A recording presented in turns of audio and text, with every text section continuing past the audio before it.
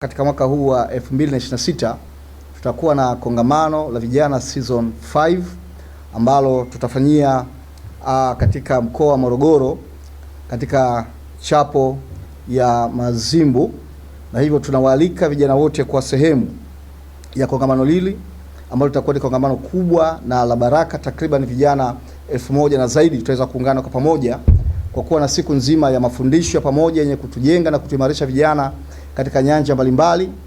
Lakini baadaye siku itakayofuatia kufuatiwa na ziara ya utalii wa ndani katika mbuga ya Mikumi, lakini pia ikiwa ni sehemu ya kuonyesha uzalendo wetu kama Watanzania kwa ajili ya kutangaza utalii katika taifa letu la Tanzania.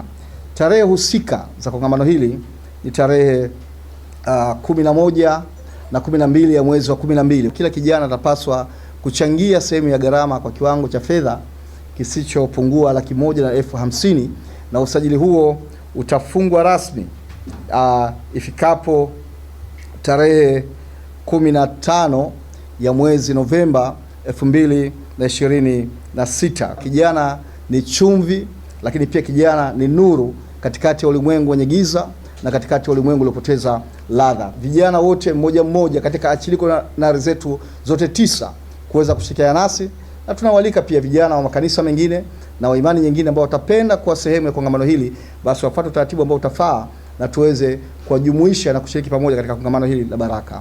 Kama nilivyosema awali kwamba mada mbalimbali zitafundishwa zenye kujenga na kuchachusha moyo na ari wa maisha ya vijana kuweza kuishi katika maendeleo na mafanikio huku wakimtegemea Mungu. Kada ya vijana katika jamii yoyote na katika historia ya ulimwengu mzima, mafanikio yoyote, hata maendeleo mbalimbali yawe ni positive au negative, hasi au chanya, hakuna yaliyoweza kufanikiwa pasipo kuwahusisha au kwa engage vijana.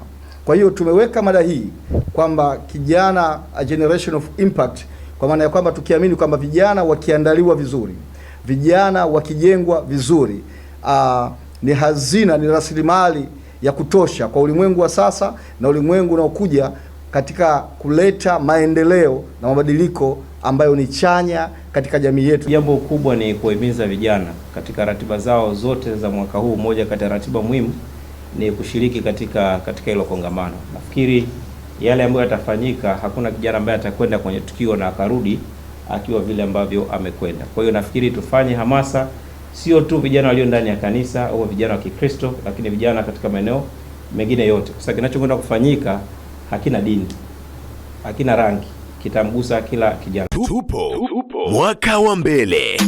Imewashika.